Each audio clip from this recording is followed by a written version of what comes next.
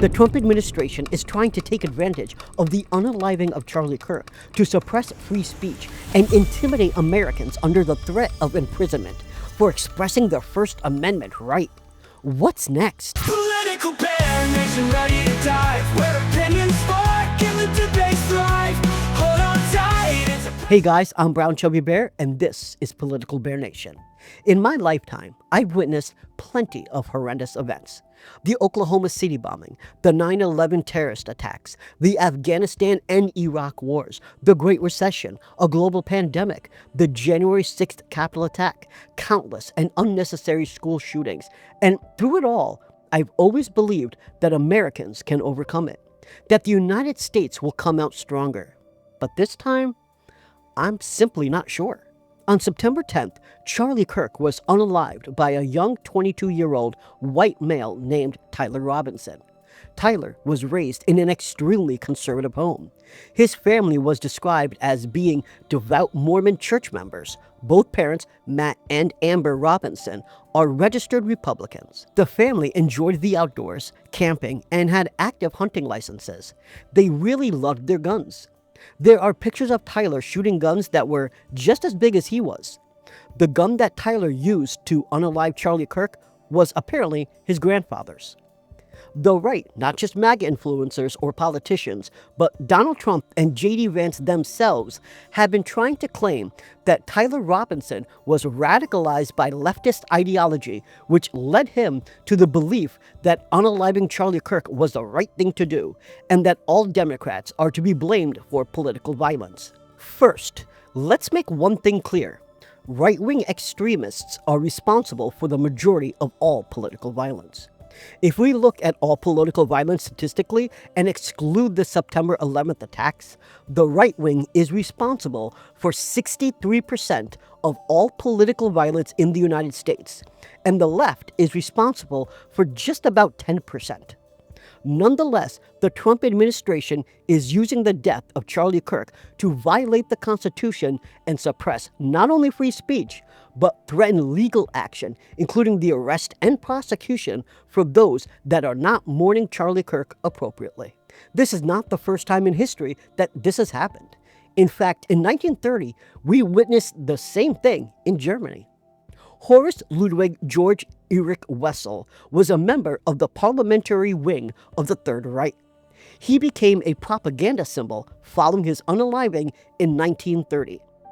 After his death, propaganda minister Joseph Goebbels elevated him to a martyr to unite the party and the German people. They wrote a song about him, which translates to "Raise the Flag," which was intensely patriotic. He was glorified in books, films, and public ceremonies, painting him as a heroic figure who embodied bravery, self-sacrifice, and dedication to the country. They used Wessel's martyrdom to justify the suppression of free speech and violence against their political opponents. They later executed one of his killers, which solidified everyone around the new regime. Sound familiar? Because that's what MAGA wants to do to Tyler. On Wednesday, FCC Chair Brendan Carr threatened to revoke the broadcast licenses of ABC's local affiliates. He did not like Jimmy Kimmel's comments about Charlie Kirk, Tyler Robinson, MAGA, and Donald Trump. I cannot play Jimmy's full clip for you because it would certainly demonetize this video, but here are the snippets that are important. Meanwhile, many in MAGA land are working very hard to capitalize on the murder of Charlie Kirk. Yesterday, J.D. Vance, who himself famously called Donald Trump America's Hitler, hosted the Charlie Kirk podcast from the White House, where he pointed his little mascara-stained finger directly at the left. It is a statistical fact that most of the lunatics in American politics today are proud members of the far left. Right. And by statistical fact, he means complete bullshit. Is what he means. The Department of Justice just removed a study that showed white supremacy and violence from far-right groups is the greatest source of domestic terror and extremist violence in the United States. The president and his henchmen are doing their best to fan the flames so they can, I guess, attack people on the dangerous left. Which is it? Are they a bunch of sissy pickleball players because they're too scared to get hit by tennis balls, or a well-organized, deadly team of commandos? Because they can't be both of those things. Boy, what a difference an election makes. 2 years ago, these meatheads couldn't shut up about the First Amendment. Now they want to skip right to the Second. As you can see, there was nothing outlandish about Jimmy's comments. He made fun of MAGA and Donald Trump, which that's what a comedian does, right? But the threat was enough for ABC to pull Jimmy Kimmel's show indefinitely. The local affiliates involved are Sinclair, Scripps, and Nexstar. Nexstar is one of the largest ABC affiliates with over 200 stations covering approximately 60% of American households. They told ABC they would no longer play Jimmy Kimmel's show. Sinclair, which covers approximately 70% of American households, yes, there's a lot of overlap between the two, also said they would not play Jimmy's show unless certain conditions were met, including a very public apology and donations made to both Charlie Kirk's family and Turning Point USA. Before we continue, it's important to know that Charlie Kirk was not a good man. In fact, he was straight up a white supremacist. Charlie Kirk did not believe that all people were created equal. He believed that white men were superior to all other races and that men were superior to women. He was a promoter of the Great White Replacement Theory, which is a belief that there is a mobilized effort to eliminate white Christian men and replace them with black and brown immigrants, and he believed that in doing so, it made the United States a worse place to live.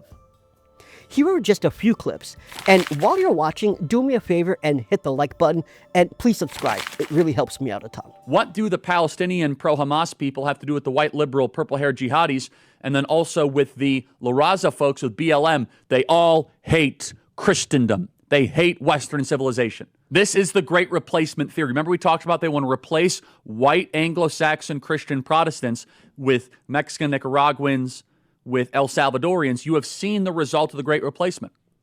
In California, 1 in 4 people have been born outside of the U.S. Let me say that again. 1 in 4 people in California have been born outside the U.S. You can see the white population collapse in L.A. That's intentional. They've wanted it that way. We want our country back. But as it says in the Bible, we're going to build the wall like it says in the book of Nehemiah. And we're going to build it strong, and we're going to build it high. And if you do not assimilate, and if you are an agent of disorder, of chaos and confusion, adios, hasta la vista, baby. We will find you and your family, and we will return you. All 20, 25, 30 million. Every single one of you are going back. No exceptions. I don't care if you're some valedictorian of some school. It doesn't matter. Now, of course, his supporters will claim that any clip or quote shown is out of context. But unless the next words out of his mouth were, and this is something only a racist person would say, there is nothing else that could justify those words. Charlie Kirk used to quote the Bible, and so his followers believed he was a man of God. But no, Charlie Kirk was no man of God. In fact, he was an evil, racist man. He even famously said this about his own daughter. So if you had a daughter and she was 10 and she got raped, and she was going to give birth and she would, and she was going to give birth and she was going to live, would you want her to go through that and carry her baby? That's awfully graphic. It's a real life scenario that happens to many people. The answer is yes, the baby would be delivered. Charlie Kirk was an extremist. He was simply not a good person, and there's no reason why anyone should be forced to mourn him. Why would I mourn someone that believed I did not have a right to exist in the United States because of the color of my skin, my religion, my sexual orientation, or my gender identity? I could go on for hours about how shitty of a person Charlie Kirk was, but let's get back to how the right, including Donald Trump himself, is using this event to direct hatred towards anyone that disagrees with him. The right, or as Jimmy Kimmel called them, the MAGA gang, is desperately trying to make Tyler Robinson a symbol of the Democratic Party. That is despite the fact that Tyler's own grandmother, Debbie Robinson, told multiple outlets that the family is staunchly Republican. She said, and I quote, "My son, his dad, is a Republican for Trump." She described the entire family as proud MAGA supporters. Both parents, Matt and Amber Robinson, are registered Republicans. Tyler, on the other hand, was registered as an unaffiliated voter. Amber Robinson once described one of Tyler's younger brothers as a gun-toting, cowboy-loving, brilliant kid. The right would have you believe that he was radicalized in college, but Utah State University publicly stated that he only attended their school for a single semester in 2021. Tyler was an incredibly smart young boy. He was a straight-A student when he graduated from Pine View High School in St. George, Utah, and scored 34 on the ACT, placing him in the top 1% of test takers. He earned an academic scholarship to Utah State University, which, as I mentioned, he only attended for a single semester. And yet the right believes that is where he was radicalized by leftist ideology. He later enrolled at Dixie Technical College near his hometown, where he was in the third year of an electrical apprenticeship program at the time of his arrest. He was a gamer. He was chronically online, connecting with his friends on Discord, as so many gamers do. The bullet etchings continued to confuse authorities as they believed it was political messaging, when in fact, these were memes from games and online culture. Hey fascist catch, up arrow, right arrow, down, down, down, is associated with an action that allows players to drop bombs in a game called Helldiver 2. Oh Bella Ciao, Bella Ciao, Bella Ciao is an Italian anti-Mussolini protest song, but it was also used ironically by a group called the Groypers. What are the Groypers?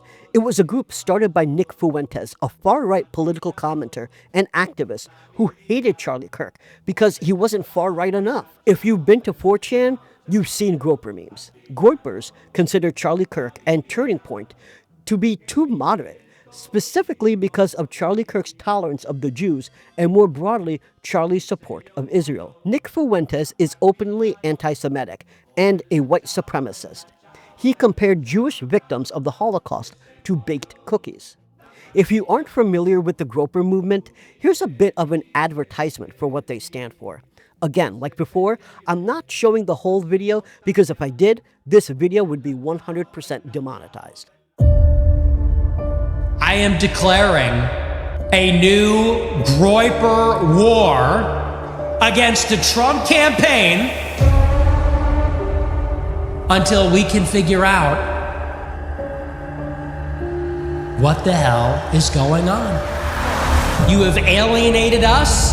You have ignored us. You don't listen to our concerns. We have been left behind. It serves Israel and corporations and immigrants, but it doesn't serve Native Americans. What about young white men? But what about us? Charlie Kirk is to the right of Trump on immigration? That's unacceptable.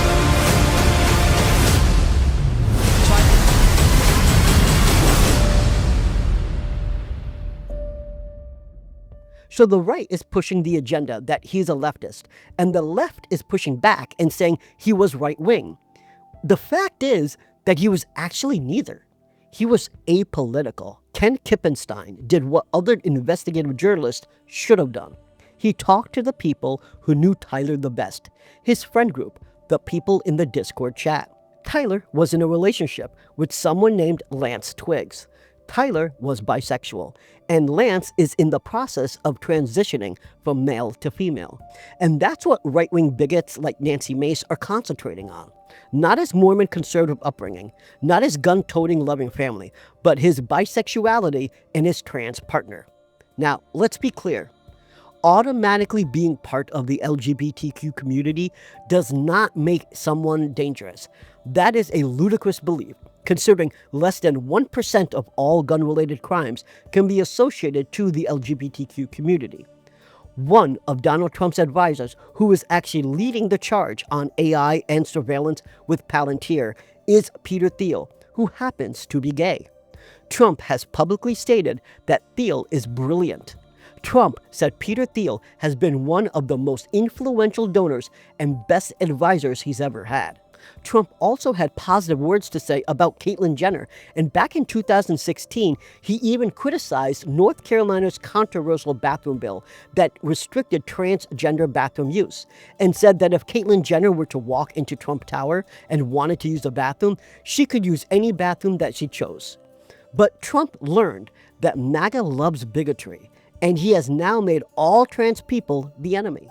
In fact, he is reportedly looking into denying trans people their right to bear arms for simply being trans.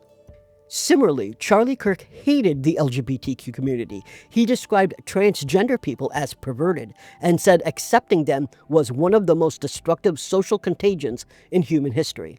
He called all trans people an abomination and suggested they should be taken care of the way we took care of things back in the 1950s and 1960s. And these people are sick, and I don't say that lightly. The NCAA is a perverted organization. They platformed a biological male who won a national championship and then was allowed in incredibly disturbing detail to be around you and your fellow competitors.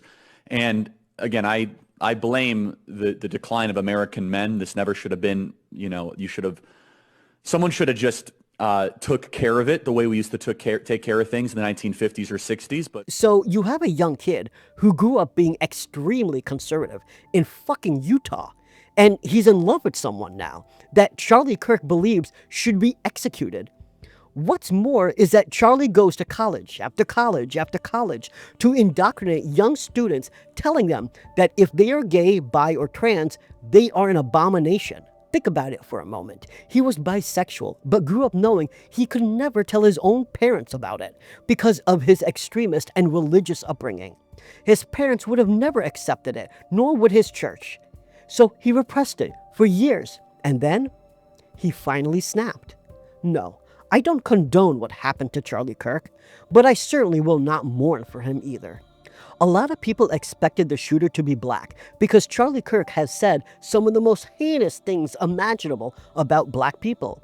He said George Floyd was a scumbag. He said black women do not possess the intelligence of a white man and that successful black women had to steal jobs from white men. He called Supreme Court Justice Jackson a diversity hire and said the Civil Rights Act of 1964 was a mistake. He used false statistics to convince young white men who would repeat those false statistics and use those numbers as logical justification for the racism. He said blacks were 14% of the population, but represented about half of the entire prison population, concluding they were innately violent because of the color of their skin. The reality is that even though blacks make up 13.6% of the US population, they account for approximately 54% of wrongful criminal convictions. Black defendants are 7.5 times more likely to be wrongfully convicted of serious violent crimes compared to white defendants. And he never shared this context with his statistics. There's a reason why he debated mostly young children and not educated older adults. Here's a super clip of his hatred towards the black community. I see a black pilot, I'm going to be like, boy, I hope he's qualified. The Civil Rights Act was a mistake. More cops should be around your neighborhood. If a white person were to come up and say, black America really needs to get its act together and stop sleeping around all the time, and it needs to actually have monopoly. Why would you? Because it's true. When blacks in America did not have the same rights they had today, they were less murderous, there was less break-ins. Black America is worse than it has been in the last 80 years. What percentage of young blacks have both a mom and a dad raising them? Of course we pander to blacks. They're in every TV commercial. And they're saying, I'm only here because of affirmative action. Yeah, we know. You do not have the brain processing power to otherwise be taken really seriously. If I'm dealing with somebody in customer service who's a moronic black woman, I wonder, is she there because of her excellence, or is she there because of affirmative action? Certain skin color now gets their own summertime celebration. It's now become a racial complaining day. BLM, and remember what BLM stands for: burn, loot, and murder. America is poorer today than before we tried to start to help them. Black women married the government and divorced the men that they were once with. Happy Juneteenth.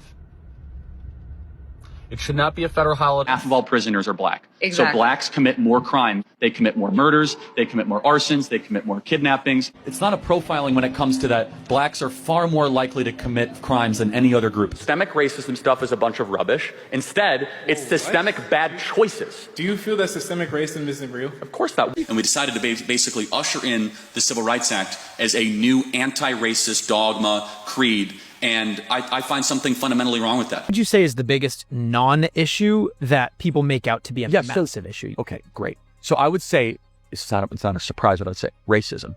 So when Charlie Kirk's shooter was shown to the public, the right became upset because they thought people on the left were celebrating. It wasn't that they were necessarily celebrating his death. They were laughing at the fact that Charlie talked about how black people were responsible for all this violent crime, and yet he got taken out by a white man from conservative as fuck Utah. And now the administration is using Charlie Kirk's death to retaliate against anyone that voices their dissent against the Donald Trump administration and Charlie Kirk. And it's not just limited to Jimmy Kimmel. Defense Secretary Pete Hegseth pledged a zero-tolerance policy towards military or federal employees who do not mourn Charlie Kirk in the proper manner. Criticism of Charlie Kirk is simply not allowed. Congressman Randy Fine in Florida, where I live, urged people to report anyone celebrating his death, particularly targeting government workers or licensed professionals. He threatened to fire government workers and revoke their licenses. That means nurses, physicians, pharmacists, dentists, electricians, plumbers, HVAC contractors, lawyers, and even barbers could all lose their license to work in the state if they show any displeasure at all for Charlie Kirk on social media in any way he does not personally like. Senator Marsha Blackburn and Representative Nancy Mace have called for professors and university employees to be fired. 36 people, including professors, teachers, airline workers, and physicians, have already been fired. Now, I can't believe I'm actually going to say this, but I agree with Tucker Carlson. You hope that Charlie Kirk's death won't be used by a group we now call bad actors to create a society that was the opposite of the one he worked to build. You hope that. You hope that a year from now, the turmoil we're seeing in the aftermath of his murder won't be leveraged to bring hate speech laws to this country.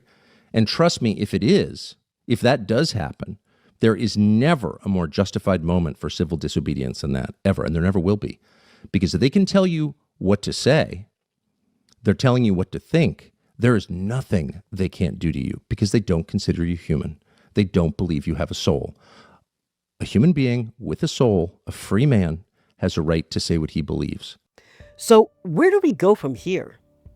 Trump has followed a pattern of expanding his executive power by sending in the military to major cities like D.C., Memphis, and he's planning similar actions for Chicago under the pretext of crime, even though crime has been falling dramatically since 2020. Trump has already framed the media and the Democrats as the enemy of the nation, meaning that the only good people are people that support him personally. Everyone else is evil, according to Donald Trump. He's also got the Supreme Court to approve detaining you if you're brown and speak a different language. ICE agents can now stop you just for existing while being brown if you happen to work at a job that doesn't pay a lot of money. That's now considered probable cause. You can legally be violently arrested and thrown in a detention facility just for being brown, and multiple American citizens have been arrested and detained simply because they were brown and speaking Spanish in public. Trump has been deporting people, calling them violent criminals, and sending them to places like Ghana, Uganda, Rwanda, South Sudan, and El Salvador. But only 6.9% of all deported persons were convicted of a violent crime, which means hundreds of thousands of innocent men have been sent to some of the harshest prisons in the world. He has detained illegal immigrants for simply writing an opinion piece that he disagreed with. He has asked Peter Thiel and the rest of Palantir's leadership to enhance their surveillance activity so that the government can more easily spy on its citizens. And now a new law could give Secretary of State Marco Rubio the power to revoke the passports of American citizens who have provided support to terrorist organizations. Now, there's really some good context that you need to know about this. Trump has declared Antifa, which doesn't exist, as a terrorist organization. That means if the government declares you to be part of Antifa, Rubio will be allowed to block your ability to ever leave the country. This power unilaterally rests with Marco Rubio, and obviously he will do whatever Trump tells him to do. I know many people laughed when I said Donald Trump reminds me of everything I read about in 1930s Germany, but everything that I was worried about is now coming true. He is currently selling Trump 2028 hats and has constantly said he would run for a third term, obviously violating the Constitution. In 2020, he suggested delaying the election because of supposed mail-in voting fraud. Let's not forget, he famously told his supporters that he only needs them to vote one more time, and then they never need to vote again. What's going to happen next? You tell me.